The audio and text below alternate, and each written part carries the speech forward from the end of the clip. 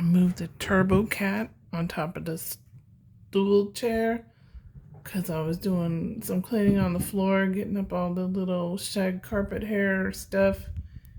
And now he loves this Turbo Cat toy, but apparently it's on the stool now, so it's a whole new toy. And he's fascinated. And she was playing with it, and that's what caught his attention. He was like, whoa! A Turbo Cat high on a chair! What an original concept! So he's trying to figure out, how do I play with this now on top of the chair?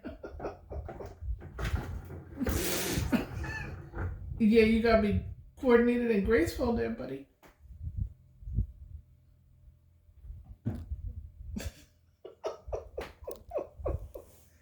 How you gonna play with it now? It's way up high.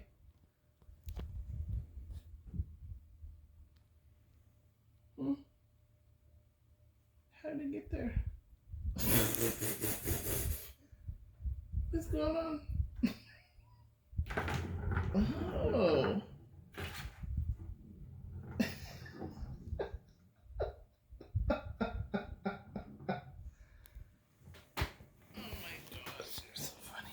You're so funny.